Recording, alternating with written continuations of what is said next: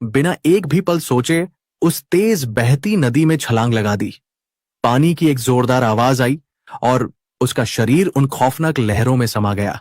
लेकिन कहते हैं ना, जब तक ऊपर वाला ना चाहे, किसी की कहानी इतनी आसानी से खत्म नहीं होती। उसी वक्त नदी से कुछ ही दूरी पर शिवा नाम का एक नौजवान किसान अपने खेत से काम खत्म करके लौट रहा था। शिवा बेहद गरीब था। दिन भर मिट्टी में पसीना बहाकर 2 वक्त की सूखी रोटी कमाता था।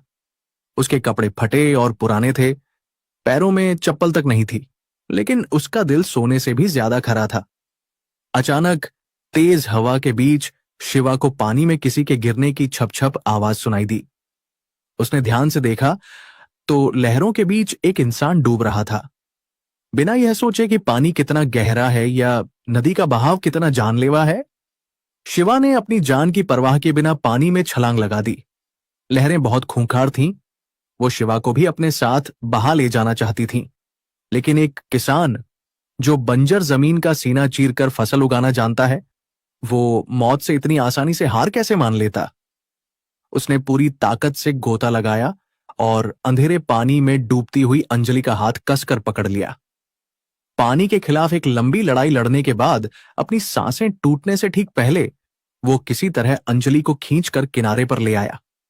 शिवा खुद बुरी तरह हाँफ रहा था, लेकिन उसने हिम्मत नहीं हारी। अंजलि बेसुध पड़ी थी। शिवा ने उसके सीने को जोर से दबाया ताकि फेफड़ों में भरा पानी बाहर निकल सके। एक पल के लिए लगा कि सब खत्म हो गया है।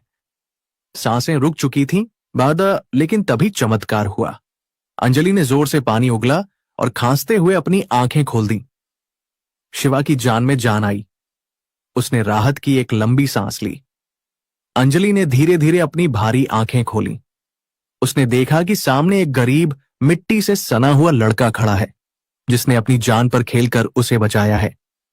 अंजलि ने अपनी कांपती और दर्द भरी आवाज में पूछा, तुमने तुमने मुझे क्यों बचाया? जब मेरे अपने ही मुझे मारना चाहते हैं तो एक अनजान होकर तुमने अपनी जान खतरे में क्यों डाली? शिवा कुछ पल शांत रहा। उसकी आंखों में एक गहरी सच्चाई थी। उसने बहुत ही कोमल और शांत आवाज में कहा, मैडम जी, जब कोई फसल आंधी तूफान में बर्बाद हो जाती है ना, तो हम किसान खेत को छोड़कर भागते नहीं हैं। हम फिर से बीज बोते हैं। जिंदगी को खत्म कर लेना बहुत आसान है, लेकिन मुश्किलों से लड़कर दोबारा खड़े होना ही असली इंसानियत है। ये सीधे और सच्चे शब्द अंजलि के दिल को चीरते हुए उसकी आत्मा तक पहुंच गए। पहली बार किसी ने उसे उसकी हैसियत या पैसे से नहीं, बल्कि एक इंसान समझकर उसकी जान बचाई थी। शिवा ने उसे सहारा दिया और अपनी छोटी सी झोपड़ी की तरफ ले जाने लगा ताकि उसे आग की गर्माहट दे सके। लेकिन उन्हें इस बात का बिल्कुल भी अंदाजा नहीं था कि मौत का साया अभी टला नहीं है। अंजलि को नदी में धकेलने वाले वो खूंखार लोग अंधेरे में छुपकर उन्हें देख रहे थे। असली खौफनाक रात और जिंदगी की सबसे बड़ी जंग अब शुरू होने वाली थी। रात और भी गहरी हो चली थी। बाहर बारिश की बूंदें मिट्टी की सौंधी खुशबू बिखेर रही थीं, लेकिन अंजलि के मन में यादों का जहर घुला हुआ था। शिवा उसे सहारा देकर अपनी छोटी सी कच्ची झोपड़ी में ले आया। वह झोपड़ी जहां छत से पानी टपक रहा था और दीवारों पर गरीबी साफ झलक रही थी, लेकिन उन मिट्टी की दीवारों में जो अपनापन था, वह अंजलि ने अपने करोड़ों के महल में कभी महसूस नहीं किया था। अंजलि ठंड से थरथर कांप रही थी। शिवा ने तुरंत चूल्हे में सूखी लकड़ियां डाली और आग जला दी। आग की सुनहरी लपटें अंजलि के ठंडे पड़ते शरीर को थोड़ी राहत देने लगी। शिवा ने कोनों में पड़ा एक पुराना लेकिन साफ तौलिया अंजलि की तरफ बढ़ाया और नजरें झुकाकर बोला, मैडम जी, बुरा मत मानिएगा, मेरे पास कोई कीमती कपड़ा तो नहीं है, पर यह साफ है। आप इससे अपना सिर पोंछ लीजिए, वरना ठंड लग जाएगी। अंजलि ने कांपते हाथों से उस पुराने कपड़े को लिया। उसे याद आया कि उसके घर में हजारों के तौलिए थे, लेकिन आज इस 2 कौड़ी के कपड़े में उसे जो सुकून मिल रहा था, वह अनमोल था। वह चुपचाप आग को देखती रही। उसके दिमाग में बार बार वही चेहरे घूम रहे थे, उसके सगे भाई और चाचा, जिन्होंने सिर्फ जायदाद के कागजों पर दस्तखत करवाने के लिए उसे जान से मारने की कोशिश की थी। तभी शिवा ने एक मिट्टी की थाली में सूखी रोटी, थोड़ा सा नमक और एक कटा हुआ प्याज अंजलि के सामने रख दिया। शिवा थोड़ा झिझकते हुए बोला, मूछ करीब के घर में बस यही सूखा अनाज है, अगर आप खा सकें तो। अंजलि, जिसने अपनी पूरी जिंदगी चांदी की थालियों में 56 भोग खाए थे, उसने आज उस सूखी रोटी का एक टुकड़ा तोड़ा और मुंह में रखा। उसकी आंखों से अचानक आंसू छलक पड़े। वह रोते हुए बोली, शिवा, आज समझ आया कि स्वाद खाने में नहीं, उसे खिलाने वाले की नीयत में होता है। मेरे अपनों ने मुझे जहर खिलाने की कोशिश की, और तुमने, जिसे मैं जानती तक नहीं, अपनी थाली का आखिरी निवाला मुझे दे दिया। शिवा ने अपनी बड़ी बड़ी आंखों से अंजलि को देखा और मुस्कुराकर बोला, मैडम जी, मां कहती थी कि इंसान की पहचान उसके पैसों से नहीं, उसके चरित्र से होती है। पैसा तो आज है, कल नहीं होगा, पर दुआएं हमेशा साथ रहती हैं। अभी उनकी बातें चल ही रही थीं कि अचानक झोपड़ी के बाहर सूखी टहनियों के टूटने की आवाज आई। चटाक! शिवा एकदम सतर्क हो गया।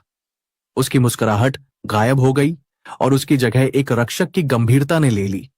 उसने अपना कान दीवार से सटाया। बाहर कुछ भारी कदमों की आहट साफ सुनाई दे रही थी। अंजलि का चेहरा डर के मारे सफेद पड़ गया।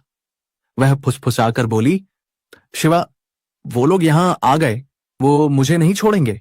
तुम भी मुसीबत में पड़ जाओगे, मुझे उनके हवाले कर दो।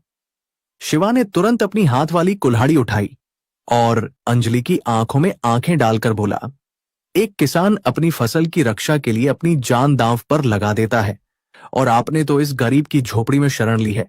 जब तक शिवा की सांस चल रही है, कोई आपकी परछाई को भी नहीं छू पाएगा।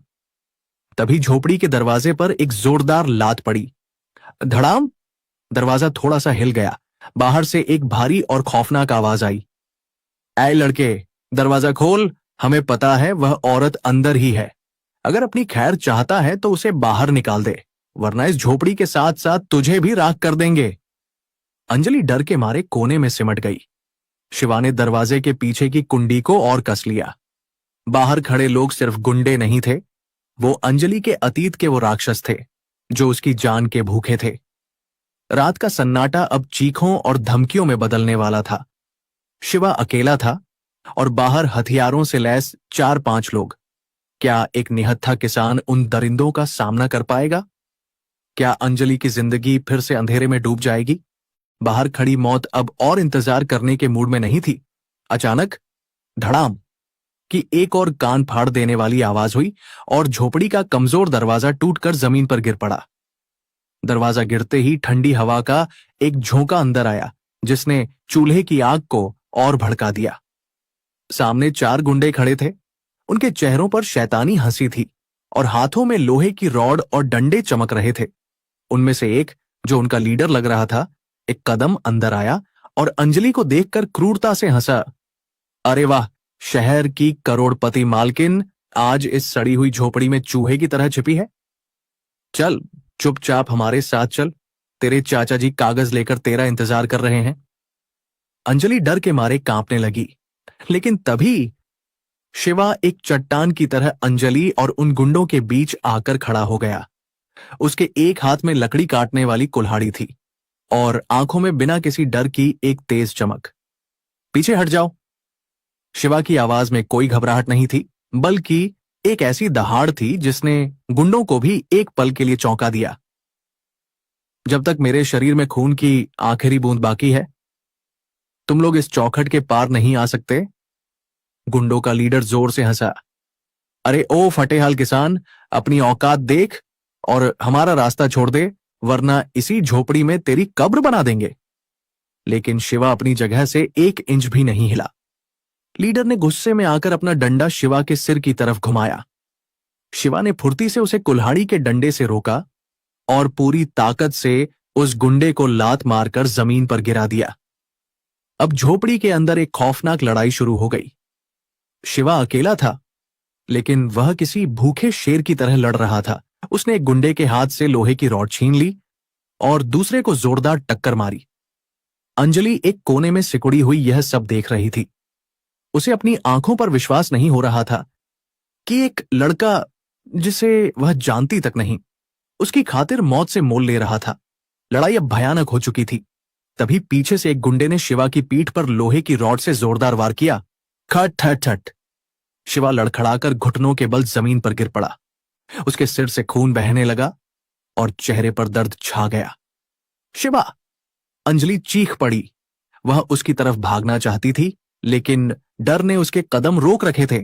गुंडे ने हंसते हुए रॉड को फिर से उठाया ताकि शिवा का खेल खत्म कर सके। लेकिन एक किसान का शरीर भले ही थक जाए, उसकी हिम्मत कभी नहीं टूटती। शिवा ने जमीन से थोड़ी सी राख और लाल मिर्च का डिब्बा उठाया और पूरी ताकत से गुंडों की आंखों में फेंक दिया।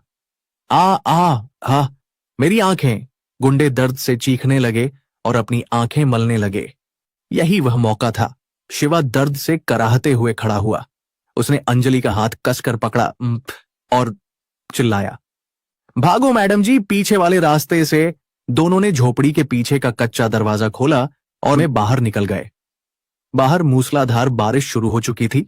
खेतों की मिट्टी कीचड़ बन चुकी थी। अंजलि के पैरों में चप्पल नहीं थी, कांटे चुभ रहे थे, लेकिन शिवा ने उसका हाथ इतनी मजबूती से पकड़ा हुआ था कि उसे रुकने नहीं दिया। भागते भागते अंजलि की सांसें फूलने लगीं। वह कीचड़ में फिसलकर गिर पड़ी। शिवा ने तुरंत उसे उठाया। अंजलि रोते हुए बोली, शिवा, मुझे छोड़ दो। तुम्हारे सिर से बहुत खून बह रहा है। मेरी वजह से तुम मारे जाओगे। शिवा ने अपनी खून से सनी शर्ट फाड़कर अपने सिर पर बांधी और एक हल्की सी मुस्कान के साथ बोला, जान तो एक दिन वैसे भी जानी है मैडम जी, लेकिन अगर आज आपको कुछ हो गया तो यह शिवा जीते जी मर जाएगा। चलिए, हिम्मत मत हारिए। अंजलि को पहली बार एहसास हुआ कि असली अमीरी बैंक बैलेंस में नहीं, बल्कि ऐसे इंसान के दिल में होती है। दोनों भागते हुए जंगल के बीचों बीच बने एक बहुत पुराने और खंडहर हो चुके शिव मंदिर में पहुंचे। उन्होंने मंदिर का भारी दरवाजा अंदर से बंद कर लिया। शिवा पूरी तरह निढाल होकर जमीन पर गिर पड़ा। उसका खून तेजी से बह रहा था। अंजलि उसके पास बैठी और फूट फूट कर रोने लगी, लेकिन उनकी मुसीबतें अभी खत्म नहीं हुई थीं। तभी बाहर से कुत्तों के भौंकने और जीप के इंजन की तेज आवाज आने लगी। गुंडों ने उनका पीछा करते हुए मंदिर तक का रास्ता खोज लिया था। मंदिर के अंदर घुप अंधेरा था। सिर्फ जब आसमान में बिजली चमकती तो मंदिर के बीचों बीच रखी भगवान शिव की सदियों पुरानी मूर्ति दिखाई दे जाती। शिवा जमीन पर निढाल लेटा हुआ था। उसकी सांसें बहुत भारी चल रही थीं और सिर से खून लगातार बह रहा था। अंजलि, जिसने अपनी जिंदगी में कभी किसी के सामने सिर नहीं झुकाया था, आज शिवा के पैरों के पास घुटनों के बल बैठी फूट फूट कर रो रही थी। उसने बिना एक पल सोचे अपनी लाखों रुपए की डिजाइनर साड़ी का पल्लू फाड़ा और शिवा के गहरे घाव पर कसकर बांध दिया ताकि खून रुक सके। उसे अपनी महंगी साड़ी के फटने का कोई अफसोस नहीं था, क्योंकि आज उसे कपड़ों से ज्यादा एक इंसान की कीमत समझ आ रही थी। शिवा, अपनी आंखें खुली रखना, तुम्हें कुछ नहीं होगा। अंजलि की आवाज दर्द और डर से कांप रही थी। शिवा ने बहुत मुश्किल से अपनी भारी आंखें खोली और एक फीकी सी मुस्कान के साथ कहा, मैडम जी, आप रो क्यों रही हैं? मेरे जैसे एक अनाथ और गरीब किसान की जान की कोई कीमत नहीं होती। दुनिया में मेरे आगे पीछे कोई रोने वाला नहीं है, लेकिन आपको जिंदा रहना है उन जालिम लोगों को हराने के लिए। यह सुनकर अंजलि के दिल के जैसे टुकड़े हो गए। उसने शिवा का खुरदुरा और मिट्टी से सना हाथ अपने हाथों में ले लिया। उसके गर्म आंसू शिवा के हाथों पर गिर रहे थे। नहीं शिवा, मत कहो ऐसा। मेरी करोड़ों की दौलत, मेरे महलों से कहीं ज्यादा कीमती तुम्हारी यह सांसें हैं। मैंने दौलत के पीछे भागकर पूरी जिंदगी बर्बाद कर दी। उन लोगों को अपना माना जो सिर्फ मेरे पैसों से प्यार करते थे। पर आज तुमने मुझे सिखाया कि असली दौलत बैंक बैलेंस नहीं, बल्कि प्यार, दया और इंसानियत है। तुमने मेरे लिए मौत चुनी, अब मैं तुम्हें कुछ नहीं होने दूंगी। अचानक धड़ाम! मंदिर के भारी और पुराने लकड़ी के दरवाजे पर एक जोरदार टक्कर लगी। बाहर से कुत्तों के भौंकने और उन गुंडों के चिल्लाने की आवाजें अब बिल्कुल दरवाजे के पास आ चुकी थीं। खोल दरवाजा, आज भगवान भी तुम्हें नहीं बचा सकता। गुंडों का लीडर दरवाजे पर जोर जोर से लाते मारते हुए चिल्ला रहा था। अंजलि का दिल सीने से बाहर आने को हो रहा था, लेकिन इस बार उसके अंदर डर नहीं था। इस बार उसके अंदर एक अजीब सी आग जल रही थी, वह आग जो किसी अपने को बचाने के लिए पैदा होती है। शिवा ने लड़खड़ाते हुए उठने की कोशिश की। वह अपनी ड्यूटी पूरी करना चाहता था, लेकिन कमजोरी की वजह से वह वापस जमीन पर गिर पड़ा। धड़ाम, क्रैश। एक आखिरी और जोरदार धक्के के साथ मंदिर का दरवाजा टूटकर अंदर गिर गया। बाहर जोर की बिजली कड़की और उसकी नीली रोशनी में दरवाजे पर खड़े उन खूंखार गुंडों के चेहरे चमक उठे। उनके हाथों में चमकती हुई धारदार तलवारें और लोहे की रॉड थीं। लीडर एक शैतानी हंसी हंसते हुए अंदर आया। खेल खत्म अंजलि, यह भिखारी लड़का तो अब वैसे भी मरने वाला है, इसे यहीं तड़पने के लिए छोड़ दे और चुपचाप हमारे साथ चल, वरना तेरी भी यही हालत करेंगे। लेकिन इस बार जो हुआ, उसने गुंडों के साथ साथ शिवा को भी पूरी तरह हैरान कर दिया। अंजलि एक कदम भी पीछे नहीं हटी, बल्कि वह शिवा के आगे एक मजबूत ढाल की तरह खड़ी हो गई। उसकी आंखों में अब कोई आंसू नहीं थे, सिर्फ एक शेरनी वाला गुस्सा था। एक करोड़पति औरत जो हमेशा अपनी हिफाजत के लिए हथियारबंद गार्ड्स रखती थी, आज एक गरीब लड़के की जान बचाने के लिए मौत के सामने सीना तान कर खड़ी थी। अंजलि ने पास ही रखा भगवान शिव का एक भारी पीतल का त्रिशूल उठा लिया और दहाड़ते हुए बोली, अगर मेरे शिवा को एक खरोंच भी लगाई तो याद रखना, मैं तुम्हारी जान ले लूंगी। दौलत के लालच में तुमने मुझे धोखा दिया, मैंने सह लिया, लेकिन इस सच्चे इंसान पर हाथ उठाने की तुम्हारी औकात नहीं है। गुंडे एक पल के लिए इस औरत का रौद्र रूप देखकर सहम गए, लेकिन फिर लीडर ने गुस्से में अपनी तलवार हवा में उठाई और अंजलि की तरफ दौड़ा। मौत बस एक कदम दूर थी, तलवार हवा में लहरा चुकी थी। क्या अंजलि खुद को और शिवा को बचा पाएगी? तलवार हवा में लहराती हुई अंजलि की तरफ बढ़ी। मौत बस कुछ इंच दूर थी, लेकिन अंजलि के अंदर आज कोई खौफ नहीं था, बल्कि अपनों को बचाने वाली एक शेरनी सी हिम्मत थी। उसने अपनी पूरी ताकत लगाकर भगवान शिव का वह भारी पीतल का त्रिशूल उस तलवार से टकरा दिया। झन्नाक, एक तेज आवाज गूंजी और तलवार से चिंगारियां उड़ गईं। गुंडे का हाथ झटके से पीछे हो गया। वह हैरान रह गया कि एक नाजुक सी करोड़पति औरत में अचानक इतनी ताकत कहां से आ गई। यह ताकत दौलत की नहीं थी, यह उस सच्चे रिश्ते की ताकत थी जिसे अंजलि किसी भी कीमत पर मरने नहीं देना चाहती थी। गुंडे का लीडर गुस्से से तिलमिला उठा। तेरी इतनी हिम्मत! उसने गालियां देते हुए दोबारा वार करने के लिए हाथ उठाया, लेकिन इससे पहले कि उसकी तलवार नीचे आती, मंदिर के बाहर से एक कान फाड़ देने वाली आवाज गूंजी। पिंग्यूं, पिंग्यूं, पिंग्यूं। पुलिस का सायरन और उसके साथ ही सैकड़ों लोगों के दौड़ने की आहट। मंदिर के टूटे हुए दरवाजे पर अचानक कई टॉर्च की तेज रोशनियां चमक उठी। आसपास के गांव वाले हाथों में लाठियां और जलती हुई मशालें लिए पुलिस के साथ खड़े थे। दरअसल गांव वालों ने शिवा की झोपड़ी को टूटते और गुंडों को भागते देखा था। शिवा पूरे गांव का सबसे नेक और चहेता इंसान था, इसलिए पूरा गांव उसे बचाने के लिए उमड़ पड़ा था। हथियार नीचे फेंक दो, इंस्पेक्टर ने अपनी पिस्तौल तानते हुए दहाड़ लगाई। पुलिस और इतने सारे लोगों को देखकर गुंडों के पसीने छूट गए। उनके हाथों से हथियार जमीन पर गिर गए। पुलिस ने तुरंत आगे बढ़कर उन्हें हथकड़ियां पहना दी। जैसे ही खतरा टला, अंजलि के हाथों से त्रिशूल छूट गया। वह दौड़कर शिवा के पास घुटनों के बल बैठ गई। शिवा का बहुत खून बह चुका था और उसकी सांसें उखड़ रही थीं। शिवा ने अपनी कांपती हुई उंगलियों से अंजलि के आंसू पोंछे और बहुत ही धीमी, टूटती हुई आवाज में कहा, कहा था ना मैडम जी, जब तक यह शिवा जिंदा है आप पर कोई आंच नहीं आने देगा। इतना कहते ही शिवा की आंखें बंद हो गईं और उसका हाथ नीचे गिर पड़ा। शिवा, नहीं, आंखें खोलो शिवा। अंजलि की तड़पती हुई चीख से पूरा मंदिर गूंज उठा। वक्त का पहिया घूमा। कुछ दिन बीत गए। शहर के सबसे बड़े अस्पताल के एक शांत कमरे में शिवा ने धीरे धीरे अपनी आंखें खोलीं। उसे लगा जैसे वह कोई सपना देख रहा है, लेकिन तभी उसे अपने हाथों पर किसी के गर्म आंसुओं के गिरने का एहसास हुआ।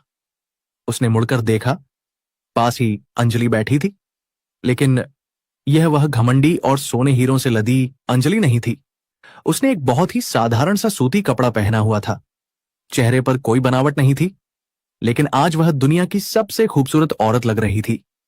तुम बच गए शिवा। अंजलि रोते हुए मुस्कुराई। शिवा ने धीरे से कहा, मैडम जी, मैं तो एक मामूली सा किसान हूं। मेरी जगह तो मेरी उस छोटी सी झोपड़ी में है। अंजलि ने तुरंत उसके होठों पर उंगली रखकर उसे चुप करा दिया। उसकी आंखों से आंसू बह रहे थे। तुम मामूली नहीं हो शिवा, तुम दुनिया के सबसे अमीर इंसान हो, क्योंकि तुम्हारे पास एक सच्चा और साफ दिल है। तुमने मुझे सिर्फ उस नदी के पानी से नहीं निकाला, बल्कि लालच और धोखे के उस गहरे समंदर से बाहर निकाला है, जहां मैं घुट घुट कर मर रही थी। क्या तुम मुझ जैसी अकेली औरत को अपनी जिंदगी का हिस्सा बनाओगे? शिवा की आंखों से भी आंसू छलक पड़े। उसने बिना कुछ कहे अंजलि का हाथ मजबूती से थाम लिया। समाज के तानों और दुनिया की परवाह किए बिना एक करोड़पति महिला ने एक गरीब किसान से शादी कर ली। नहीं बाबूजी, नहीं, मेरे पैर मत छुए। मैं पापी हूँ बहू, मैं इस लायक नहीं हूँ। सजा आपको आपका अहंकार पहले ही दे चुका है बाबूजी। आपने मेरा सबसे बड़ा साथ दिया राहुल जी। उस अंधेरी रात में जब मैं घर से निकली थी, आपका वो साथ ही मेरे लिए बहुत था। बाबूजी, क्या आप खुद मेरा स्वागत करेंगे आज? और आज तूने मेरे माथे का सारा कलंक धो दिया। अब मुझे चैन से मर जाने दे। सजा से लोग टूट जाते हैं बाबूजी, सुधरते नहीं। अगर मुझे आपको सजा ही देनी होती तो मैं शहर से ये वर्दी पहनकर लौट। अल्लाह के डर से और अपनी पुरानी सोच से हमें लगा एक औरत क्या ही कर लेगी, पर आज तेरी ये खाकी वर्दी देखकर अच्छे अच्छों के पसीने छूट गए। तू तो साक्षात दुर्गा है बिटिया। वर्दी देखकर तो सब डरते हैं सरपंच जी। मैं एक सूती साड़ी पहनकर इसी आंगन में खड़ी थी, तब तो किसी ने मुझे दुर्गा नहीं कहा। तब तो मैं सिर्फ एक खोटी चवन्नी थी जो दहेज नहीं लाई थी। मेरी ताकत इस वर्दी में नहीं है, मेरी ताकत मेरी उस जिद में है। थी राहुल, दहेज के लालच में इस पगड़ी को मैंने खुद लाला के जूतों में रख दिया था। ले बहू, आज से इस हवेली की और मेरे इस खानदान की पगड़ी तेरे सर पर है। उस बेटी के देनदार हैं जिसे हम जन्म लेते ही बोझ समझ लेते हैं। जा बहू, आज इस घर के दरवाजे खोल। चलिए बाबूजी, अपने घर में चलिए। बात दीजिए बाबूजी, लड़ाई अभी बाकी है।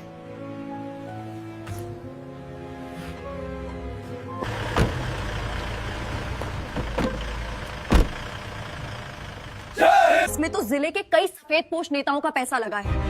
ये विधायक प्रताप सिंह का नाम यहाँ क्या कर रहा है? ओए संतरी, मुझे एक बार विधायक जी से फोन पे बात करने दे। मैं इस थाने को बिकवा दूंगा। मुझे यहाँ मच्छरों के की बेटी की शादी के दिन उस नई एसपी की इतनी हिम्मत। लाला रतनलाल मेरा आदमी है, उसे अभी बाइज्जत छोड़ दो। विधायक जी, तबादले। इस पंचायत में मैंने हमेशा अपनी झूठी शान के लिए फैसले किए, पर आज एक बाप के तौर पे कह रहा हूँ, बेटियों को दहेज की तराजू में तौलना बंद करो। मेरी बहू ने मुझे मेरी औकात दिखाई है। आज से इस गांव में कोई भी दहेज से भागने वाली औरत है, ये हमें क्या सिखाएगी? बाबूजी, अंजलि जिस आग में हाथ डाल रही है वो बहुत बड़ी है। भाग गई थी, जो अपने ससुर की इज्जत नीलाम करके शहर गई, वो आज हमारी जमीनें बचाएगी। ये सब नाटक है। खबरदार, अगर मेरी बेटी। मैडम, डीआईजी साहब का फोन था। विधायक जी ने ऊपर बहुत शिकायतें की हैं।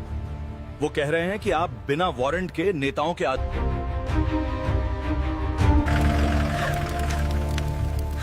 रो मत भाई, ये आग सिर्फ तेरी झोपड़ी में नहीं लगी। प्रताप सिंह ने अपनी तबाही की आग खुद। तुम्हारी नौकरी जा सकती है। सर, इस फाइल में सबूत हैं कि विधायक ने कितनी जमीनें हड़पी हैं और कल रात उसने एक गरीब का घर जलाया है। विधायक प्रताप सिंह को करना पड़ेगा। इस 2 कौड़ी की पुलिस वाली की इतनी हिम्मत। मेरे आदमियों से कहो कि दरवाजा न खोलें। अगर पुलिस अंदर घुसी तो गोलियां। धर्मशाला नहीं, वापस लौट जाओ, वरना वर्दी खून से लाल हो जाएगी।